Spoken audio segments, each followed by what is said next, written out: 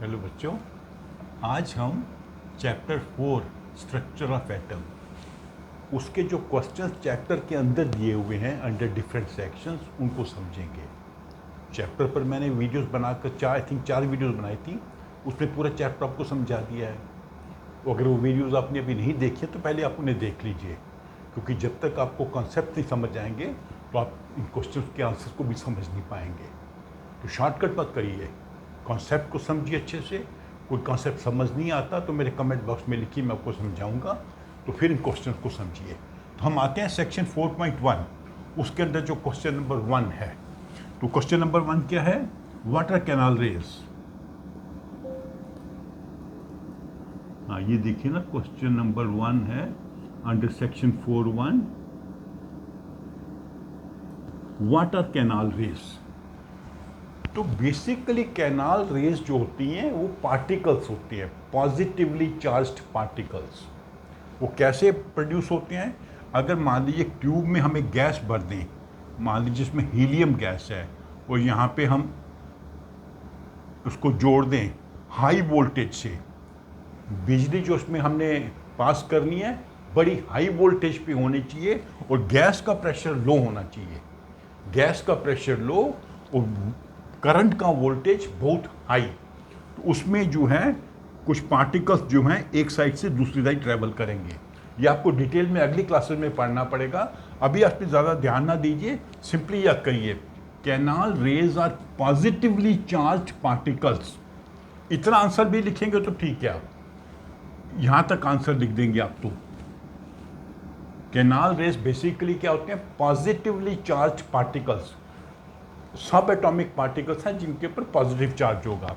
थोड़ा बड़ा आंसर देखना है, that are produced when high voltage current is passed through a gas at low pressure. Gas का pressure low है, voltage high है, तो उसमें पार्टिकल्स प्रोड्यूस होंगे जिनका चार्ज होगा पॉजिटिव, उन्हें कहते हैं कैनाल रेस। इतनी डेफिनेशन भी आप लिख देंगे तो आंसर ठीक है, पूरा लिखेंगे तो और भी ज़्यादा अच्छा लगेगा टीचर को। ठीक है, अभी आ जाते हैं हम क्वेश्चन नंबर 2 पे।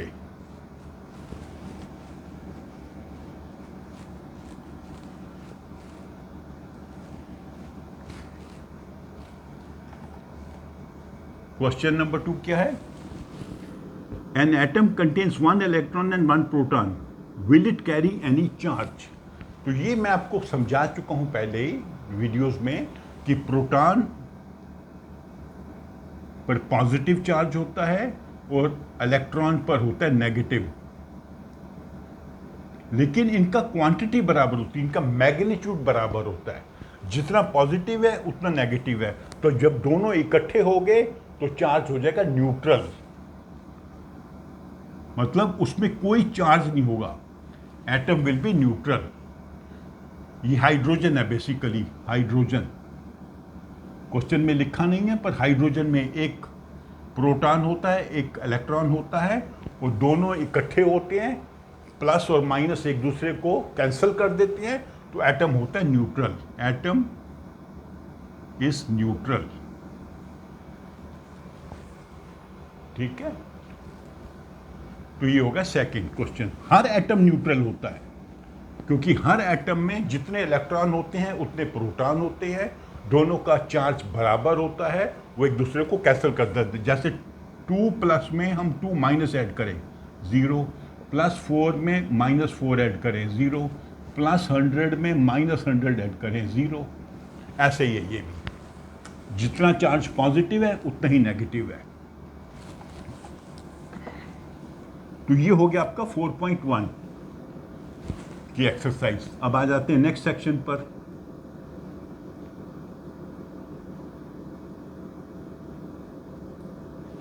नेक्स्ट सेक्शन है 4.2.3।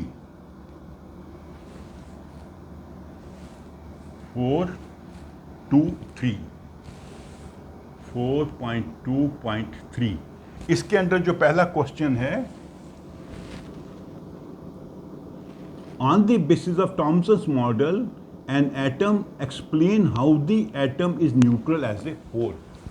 थॉमसन एक वैज्ञानिक ने कहा था, जिसने कहा था कि सारा पॉजिटिव चार्ज एक सफ़ियर में होता है। जैसे मान लीजिए तरबूज है, उसके अंदर इलेक्ट्रॉन्स होते हैं, जैसे तरबूज के बीज होते हैं।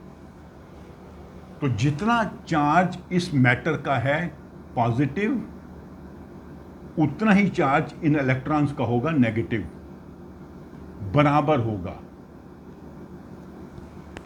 इस सफियर में जो मास है, जो मास का चार्ज पॉजिटिव है, उसके अंदर जो इलेक्ट्रॉन है, जैसे तरबूज के अंदर बीज होते हैं काले काले, वो हो जाएगा नेगेटिव। ये इसका मैग्नीट्यूड बराबर है, तो ये एटम हो जाता है न्यूट्रल। तो उसका आप क्या लिखोगे? The positive charge and negative charge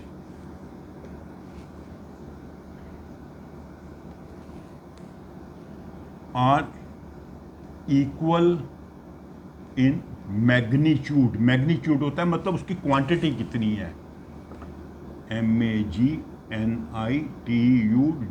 magnitude. Therefore atom is electrically neutral, मतलब उसमें कोई चार्ज नहीं होता। हालांकि ये थ्योरी बाद में रिजेक्ट हो गई थी, लेकिन उस समय ये प्रचलित थी और लोग इसको मानते थे कि सारा एटम का एक मास है पॉजिटिव, उसके अंदर बीच में कुछ इलेक्ट्रॉन्स है। इसमें गिनती से नहीं था, आजकल तो गिनती से है कि जितने प्रोटॉन है उतने इलेक्ट्रॉन है, अभी ऐसा नहीं था पहले। The positive charge and negative charge are equal in magnitude and therefore atom is electrically neutral. ये रदरफोर्ड की थ्योरी थी। ये क्वेश्चन नंबर 1 हो गया इस पार्ट का, ठीक है। ये sorry Thompson model, sorry mistake, this is Thomson's model, Thompson model.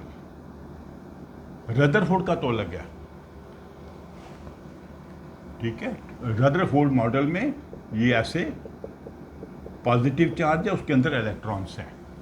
Question 2 पे आ जाते हैं। On the basis of Rutherford's model, an atom which subatomic particle is present in the nucleus, उस समय सिर्फ प्रोटॉन की जानकारी थी। सो क्या लिखेंगे? As per Rutherford's model,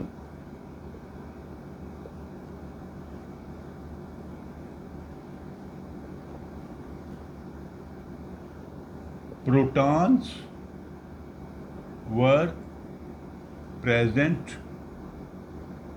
in the nucleus। बस ये इसका आंसर है। न्यूट्रॉन्स का कॉन्सेप्ट बाद में आया। Draw sketch of the Bohr's model of an atom. तो ये आप देखेंगे आपका जो बुक में टेबल फिगर 4.3, क्वेश्चन नंबर 3, इसमें फिगर 4.3 है, वो आपने याद करके बनानी है। मैं बना देता हूँ, बिल्कुल सिंपल है। ये न्यूक्लियस है, सारे प्रोटॉन और इलेक्ट्रॉन इसमें हैं, उसके ऊपर ये अलग अलग सर्कल में न्यूट्रॉन घूम रहे हैं, और इनकी नंबरिंग कैसे की? KLM, इसके आगे N आ जाएगा, या काउंटिंग में करेंगे तो इसको 1 करेंगे, इसको 2, इसको 3, इसको 4, दोनों नंबरिंग चलती है। KLM N भी चलता है, 1 2 3 4। K और यहाँ 1 सबसे अंदर होता है न्यूक्लियस के पास, और जैसे जैसे जाएंगे 2 बाहर, 3 और बाहर, चौथा और बाहर। ये आपने ड्राइंग बनानी है ऐसे, ठीक है। ये आप बुक से देख लीजिए, अच्छे से प्रैक्टिस कर लीजिए। Question number, what do you think would be the scattering observational particle scattering is carried out using foil and metal under gold? Question number 4, अच्छे से बुक से पहले पढ़ लीजिए। रदरफोर्ड ने क्या किया था कि एक एल्युमिनियम की फॉइल ली थी, सॉरी गोल्ड की पतली सी परत ली थी, उसके ऊपर अल्फा पार्टिकल से हिट किया था। ये भी सब एटॉमिक पार्टिकल्स होती हैं। उसने देखा था कि मोस्टली पार्टिकल बाहर निकल गए थे सीधे, थोड़े बहुत डाइवर्ट हुए थे और बहुत कम जो हैं वापस आए थे। तो गोल्ड के बजाय आप किसी भी मेटल से एक्सपेरिमेंट करेंगे, चाहे आप आयरन से करें, चाहे सिल्वर से करें, चाहे कॉपर से करें, यही रिजल्ट होगा। क्यों? क्योंकि सभी एलिमेंट्स के जो एटम्स हैं उसमें एम्प्टी स्पेस बहुत होता है। तो इसका आंसर क्या है? The observations will be same. Observation मतलब जो हमारा नतीजा निकलेगा एक्सपेरिमेंट का, observation will be same as with gold foil. जैसा गोल्ड फॉयल के साथ होगा वैसा दूसरी धातु के साथ भी होगा, because most of space in the atoms of all element, सभी एलिमेंट के साथ है ये, इज एम्प्टी। ये मेन रीजन है। एटम के अंदर बहुत सारा स्पेस खाली होता है। कोई भी आप एलिमेंट ले लीजिए, गोल्ड, आयरन, सिल्वर, कॉपर, कोई भी ले लीजिए, कोई भी धातु ले लीजिए, उसका स्पेस ज़्यादा होता है तो सभी एक्सपेरिमेंट्स का रिजल्ट सेम होगा जैसा गोल्ड के साथ हुआ था। Observation will be same as with gold foil because most of the space in the atoms of all elements is empty. ये क्वेश्चन नंबर 4 हो गया आपका एक्सरसाइज सेक्शन 4.2.3 का। ऐसा करते हैं, एक सेक्शन और कर लेते हैं, उसके बाद में इस वीडियो को यहां खत्म कर देंगे। अब आ जाता है 4.24 इसका क्वेश्चन नंबर 1 करते हैं। नेम द 3 सब atomic particles of an atom. कोई भी एटम है उसके जो 3 पार्टिकल्स होते हैं, subatomic particles of an atom of any element, कोई भी एलिमेंट हो, are electrons, protons and neutrons. Iron हो, गोल्ड हो, हाइड्रोजन हो, ऑक्सीजन हो, सब में यही 3 पार्टिकल मिलेंगे, इलेक्ट्रॉन, प्रोटॉन एंड न्यूट्रॉन। इनको सब एटॉमिक कहते हैं। सब एटॉमिक मतलब क्योंकि एटम के अंदर होते हैं, एटम से छोटे होते हैं और एटम के अंदर होते हैं।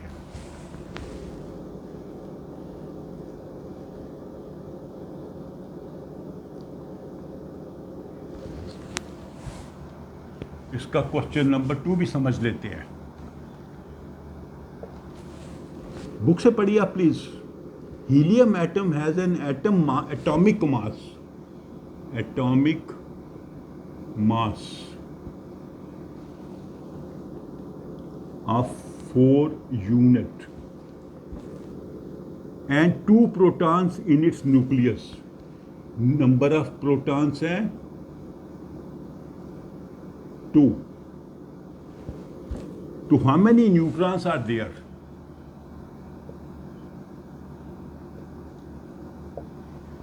दो उसमें प्रोटॉन है, एटॉमिक मास है 4, न्यूट्रॉन कितने होंगे? तो मैंने आपको एक वीडियो में समझाया था कि 2 चीज होती है, एक होता है एटॉमिक मास, एक एटॉमिक नंबर।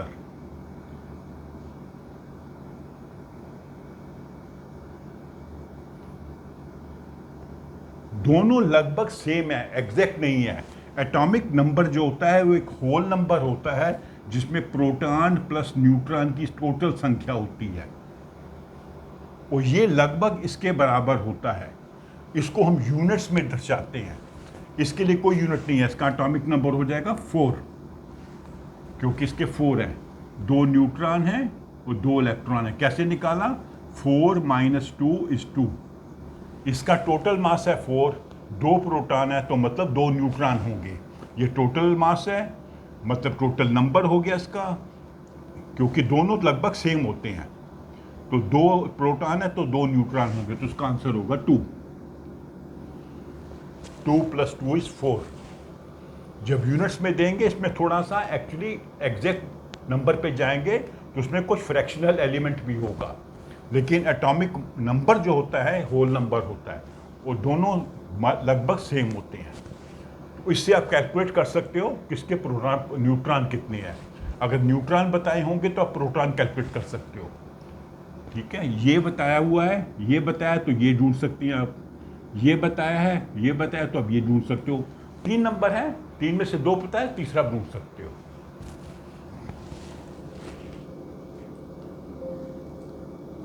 तो ये हमारा कंप्लीट हो गया 4.2.4 तक। इसके आगे वाले जो सेक्शंस हैं वो हम अगले वीडियो में कवर करेंगे, ताकि वीडियो ज़्यादा लंबी ना हो जाए और आपके लिए हैवी ना हो जाए। ओके, तो आप मेरी वीडियो को लाइक करो, अपने फ्रेंड्स के साथ शेयर करो और मेरे चैनल को सब्सक्राइब भी करो। Thank you.